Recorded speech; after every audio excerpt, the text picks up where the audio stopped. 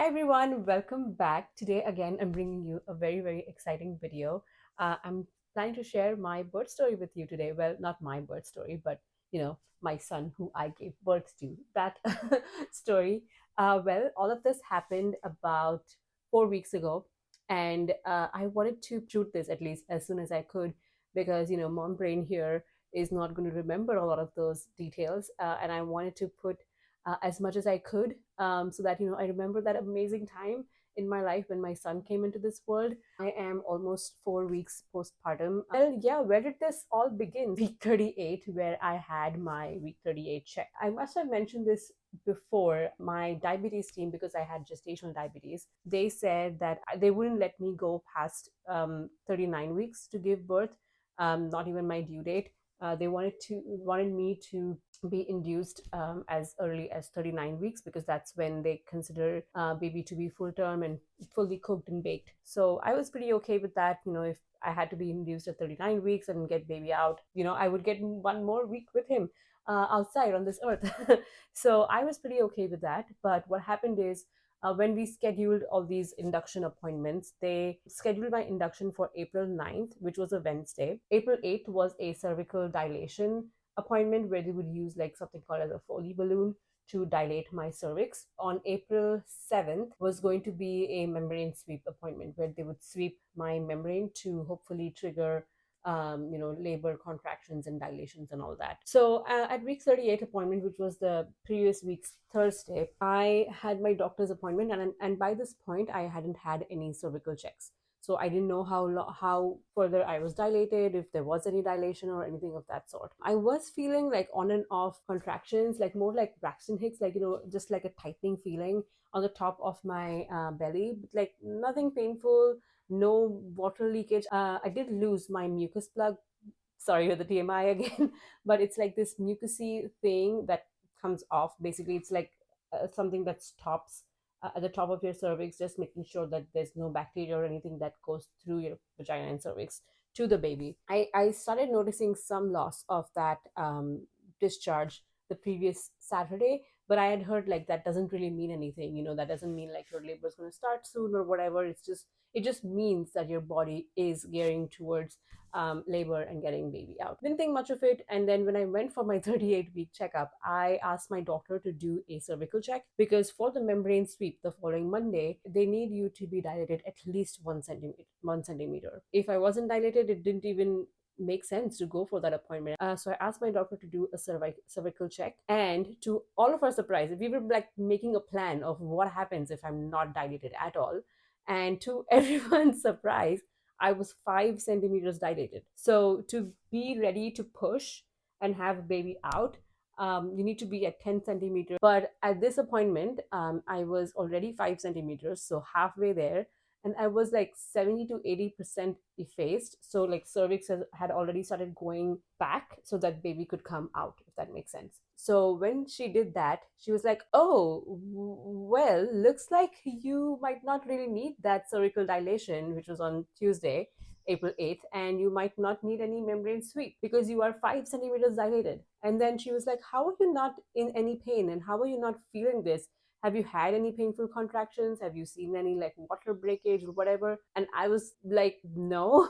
Like, first baby, first pregnancy, like I don't know what to expect for labor, and I was surely not in pain. And then she said, maybe you're in something called as silent labor. So I was like, okay, great, so that's what I'm having. Well, it's on one side I was like, great, so we're halfway there, and I didn't have any pain. So my body's doing its thing without making me suffer. But on the other hand, my doctor was like, it looks like your labor is going to go really fast, and if that happens, I would like you to go to the hospital and get yourself checked out, because like she said, like you might be having silent contractions or silent labor, and I don't want you to have that baby in the car.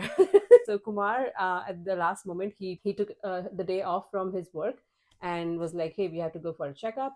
And then we got our hospital bag, and then we went to the hospital thinking, okay, today might be when baby comes. So we get to the hospital, they put us in triage because I wasn't in like full-blown labor pains yet. They put us in triage. I'm hooked up to the monitors again, like they do in NSTs, and then they're monitoring my contractions and baby's heartbeat. So we're there for 2-ish hours, and I'm hooked to the monitor. They let us eat and like go and walk around and then come back. They checked my blood pressure and glucose and all of that.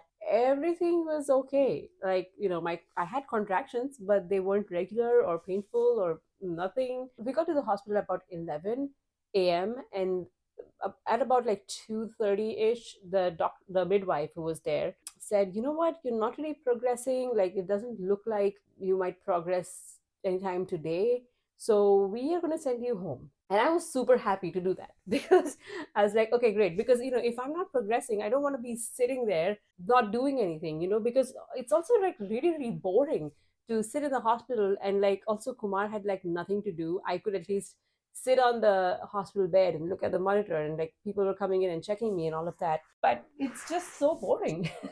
So we were like, okay, great. I'm going to go. And then I was like, oh, I need to do my nails. I need to look good when the baby comes. So we went to Target, got a few things. I got a nail polish, and then we came home and had lunch. And then that was it. I was like, you know what? I'm going to take like a nice shower, like, do like a hair mask and facial and all of that, and put on nail polish and cut my nails and like just be ready in case I go into labor, and I want to look cute. Also, another thing, because I wasn't 39 weeks yet, they wouldn't like do anything to progress my labor. Like, they wouldn't induce me or give me pitocin or do anything of that sort till I was 39 weeks. So I was like, anyway, there's no point sitting in a hospital. So if I go into labor on my own, great. If not, we have that induction scheduled on the 9th, on Wednesday. So that was my mindset. And we all took it pretty chill. And on Friday, waited around, like let our friends know who were going to take care of our parents and like get them to the hospital. That so and so is happening, and they're constantly checking on us, like, is there any progress? Is there any progress? Nope. There wasn't any progress. I did go to my follow-up NST appointment, and Kumar was there with me, just in case we saw like my contractions had gotten stronger or anything. We had our hospital bag in the car already. Again, nothing happened. Saturday comes around and it's my dad's birthday. So we were going to go to the temple in South Bay at Sunnyvale. And then again, we were like second guessing, like, should we go? Like, am I feeling contractions? Like, are my contractions getting any intense? But again, they weren't strong, they weren't regular, nothing. So we were like, okay, this is what we're going to do. We're going to like live our life normally, but we are also going to be ready, like, just in case. So we went to South Bay. It was an hour drive. It was great. We went to the temple. We did like a nice puja. Baby boy, I think, really wanted us to go to the temple, because like in my heart, like something was like really pulling me to go to the temple, and I really needed to go to the temple. So I think it was just like this calling, and like baby really wanted us to go do our prayers before he came here, which was awesome. So we went there, we did our puja, like we spent time, prayed to God for a happy, healthy baby and like an easy and fast delivery and labor. We did some grocery shopping at the Indian store, got some cake for my dad, went to like this food truck to have pav bhaji, and it was awesome. It was delicious. And then came home, went for a walk, did some curb walking, and still nothing. Sunday comes around, and then again we're like, is today gonna be the day? I was really craving to have like fulls or pancake, like really like good breakfast. Because of gestational diabetes, I couldn't have all this like carb rich food. But then I was like, we're so close, and it's not gonna throw my sugars off if I just have one good breakfast. Kumar and I went to like a great brunch place. It was just the best. I had like a really good French toast, and it didn't spike my sugar, surprisingly. So that was good. We then went to Costco again, walked around, shopped a bit, nothing. We left home around like 9 or something, and then got home around 1:30. Yeah, I think baby just wanted me to really go to the temple, one, and then for me and Kumar to like go on this date. I was still having some like contractions, but now it had started finally to get like a little strong where I could really feel them. And now I also started noticing on Sunday afternoon, I started noticing that I was losing some like blood tinged mucus, which they say is like a bloody show or something, but it wasn't that intense. I was just like losing like little bits of like bloody mucus. We watched White Lotus, the final episode of White Lotus. I finished the entire series. I was actually also re-watching the first two seasons of White Lotus. And FYI, I like the season 2 the best. And then I was still doing like my birth wall exercises and trying to get my pelvis loose and like open whatever needs to be open for labor. And then finally, I started feeling contractions which were more stronger. Again, I wasn't in a lot of pain. And now that I think about it, like everyone keeps asking me if my pain tolerance is high. Maybe it is. Like I don't know how I can compare my pain tolerance to someone else's, but I would like to believe I do have a higher pain tolerance. But again, when it comes to like labor contractions, like I don't know how intense someone else feels it and what makes it painful for someone else versus for me. Finally, at like 9 o'clock, 9:30, I started feeling my contractions were getting closer together, and that's when we actually started timing contractions, and they were anywhere from like 7 minutes apart to like 10 minutes apart. And I'd been told, like, because I was so far dilated, I shouldn't be waiting around at home and wondering when I should go in. So at about 10:30, I was like, worst case, we should just like go to the hospital. Worst case, they would again do the triage thing, check me up, and then send me home. About at 11 is when we reached there, 11 p.m. And we went to the triage again. Again, they monitored me, all of that. But this time they were like, we think you're quite progressed. And this time my effacement, or like how thin the cervix was like 90 to 100% almost. So at this point, they were like, okay, we're gonna admit you. And I was 38 weeks and 5 days on this day. They admitted me, put us in a room. Kumar got like a makeshift bed to sleep on. They hooked me up with all of these things. Like I still have the mark from the IV that they put in. And that was like probably one of the worst things, apart from the cervix checks that they did and the membrane sweep. Like, like those were like the worst parts of my labor and delivery. Somehow got some sleep, like not a lot, but overnight my contractions kind of tapered off, and they weren't again as regular or stronger as they were the night before. And I was pretty bummed about that. I was like, okay, now that we're at the hospital, like hopefully, I make some progress and we get baby out today. At 9 o'clock, the midwife did a cervical check. I was still at 5 centimeters and 90 or 100 effaced. We used pitocin to hopefully induce and make the dilation bigger. But yeah, to my surprise and dismay, that didn't happen after a lot of hours. A volunteer doula who was working that day, and she was amazing. Like my labor and delivery experience, by the way, was amazing. My team was awesome. She came in, she did like all sorts of exercises with me, like all sorts of stretching. She got like a ball, like a peanut ball thing that I could sleep with on one side, all these sort of exercises that she helped me do, walking. I wasn't someone who wanted to like just stay put and hope that I progressed. I was doing everything that she was asking me to do. I was also like eating and making sure that I was being fed and having all the food and energy, because baby could be here any moment, and I need energy to be able to push and go through delivery as well. At 4 p.m. the midwife came in, and then she was like, okay, let's check you again. And I was like, great, I am hoping that I am like almost 10 centimeters dilated. And then she's like, well, you are still 5 centimeters and same dilation and same status and everything. So the doula and I like looked at each other and we were like, the hell. So then the conversation was like, what do I want to do? Like, I could wait around and keep increasing pitocin, or they could go ahead and break my water. But if they break my water, that increases chances of infection that baby could get, because now there's like no protective barrier between baby and the outside world. When we were discussing all of our options, I heard this like huge pop and then another pop, and then all this water came gushing out. And I was like, oh, wait, I think my water broke. And they were like, boom, right into like some ninja mode. Like my sheets were changed and I was moved around, my gown was changed. My contractions after that hurt like a bee. Like it was insane, and I have never experienced so much pain in my life. Like it felt like I was in that pain for like 40-45 minutes, but Kumar said it was maybe 20-25. It wasn't that long. But after that, like my contractions were so bad. Like I was screaming and moaning, like, oh my God, it was so painful. And I have to give props to that doula, because I know she's seen like thousands of women go through childbirth. And she was there with me, like doing all the hip presses and all that to like cope with contractions. And like Kumar was there, the midwife was there. They asked me if I wanted to get some fentanyl for pain relief. At first they asked Kumar, because like I was in so much pain, and I was like, why are you asking him? Ask me.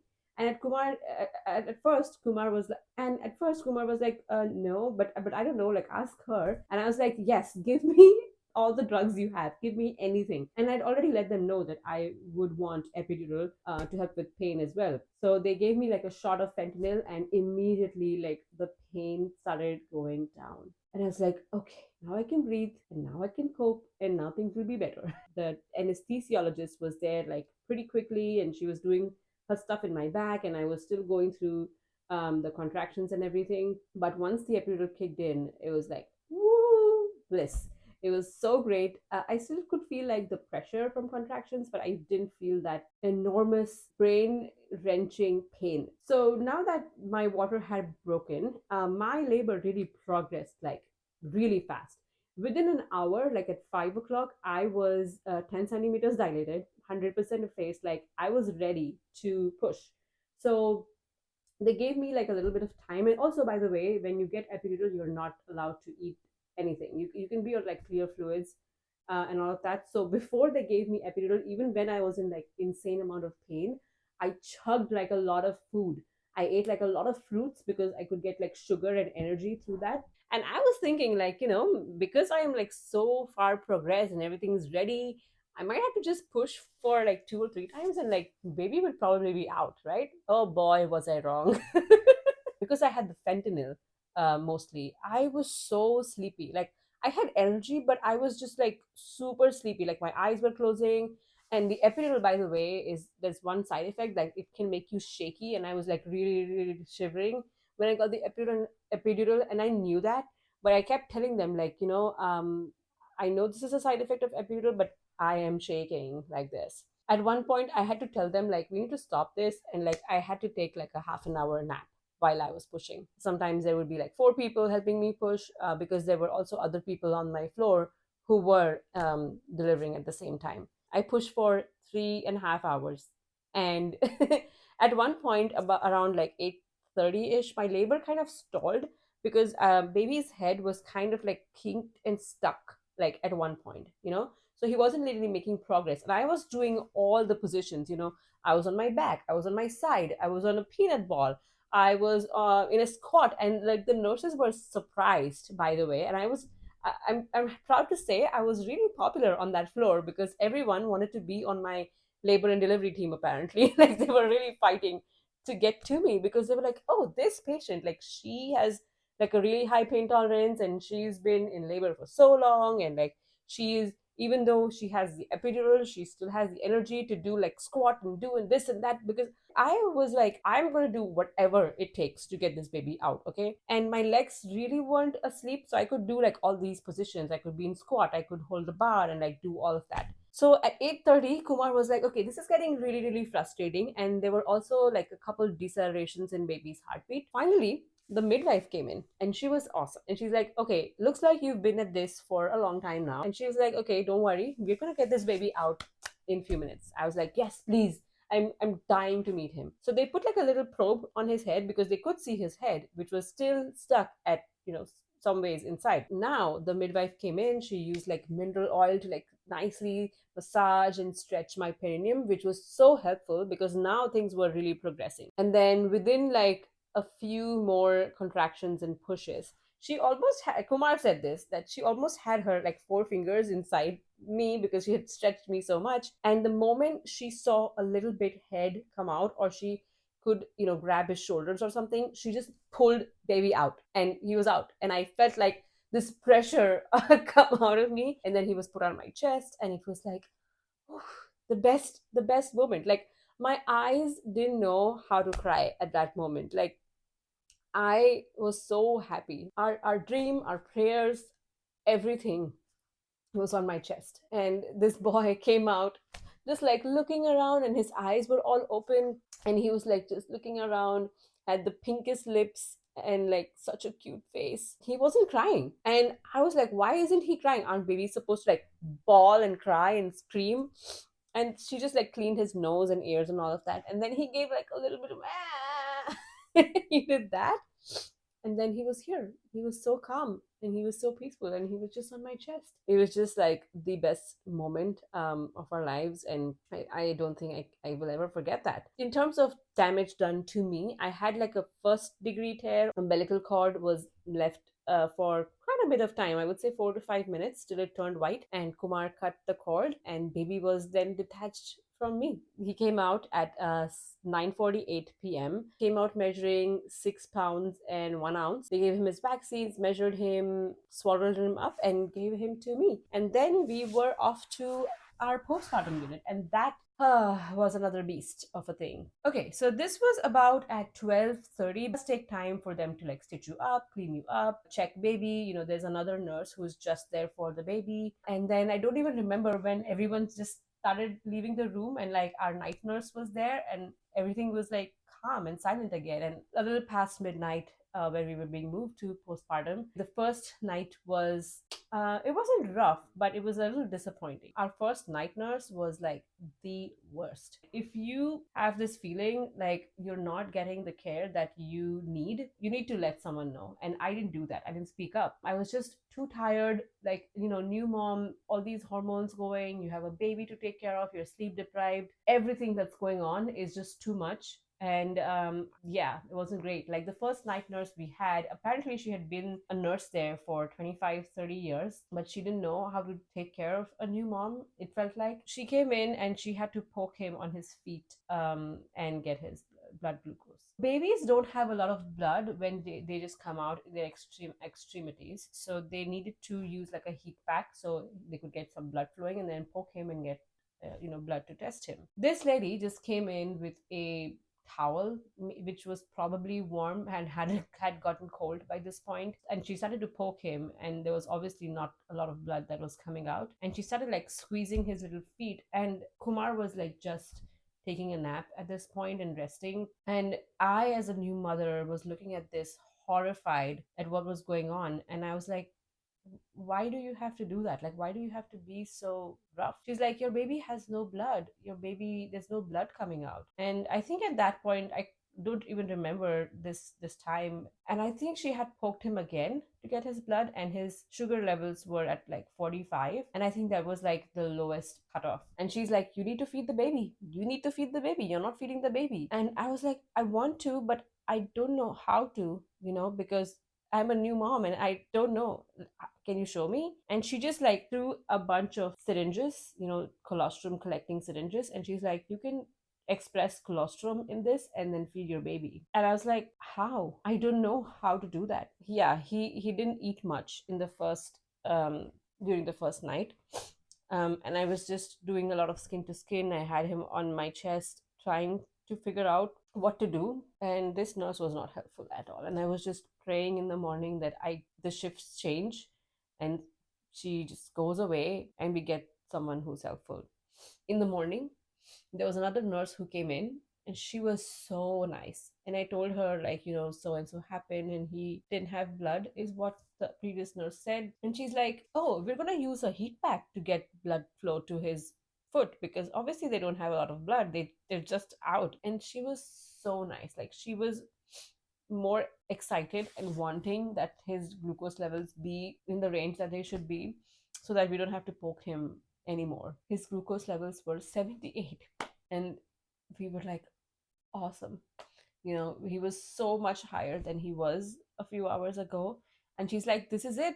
That's it. We don't need to test him anymore. And it was, whew, such a relief to me. But now we come to another point where baby had already lost 6% of his body weight in a day, apparently, because I wasn't feeding him well. Another thing I got to know is that when you have gestational diabetes, your colostrum takes some time and your milk takes some time to kick in. And I felt like at some point, these people were just trying to make things much bigger and try to scare me. I'm thankful for the lactation consultant because they were able to help me figure out how to feed, how to get him to latch, different positions in which I could feed him and all that. They helped me get my colostrum out and how to express that and feed him. By the way, like in the initial like 24 to 48 hours, your baby is already like full tummy. So they don't really need a lot, but they still need some. So it wasn't like he was starving or anything. He was sleeping because he was pretty full from being in the tummy. Thankfully, to a couple nurses who were angels. Like they were with us almost during their entire shift. They helped me figure out how to feed my baby. They helped me figure out how to like make him latch, and how basically how I could be a good mom and provide food for my child. I let one of the nurses know that please, if the previous night's nurse was going to come in again, like we don't need her. But yeah, these two nurses were angels, and now I could finally feed my baby. So that was great, and things have been better since, because now he's been able to latch so well. He's feeding again. When we went to the pediatrician, well, we were like sleep deprived and all of that, and they asked us like how many wet diapers he had because of his kidney issue that I mentioned in my previous video, which by the way is all clear. He's had a follow-up ultrasound. He doesn't have any kidney dilation, hydronephrosis, whatever crap, okay, that they were trying to diagnose him with. So he's peeing well, he's pooping well, and at one point we counted the wet diapers that he had incorrectly, so they sent us home with another set of formula. Because apparently they thought he was being dehydrated. So now things are good.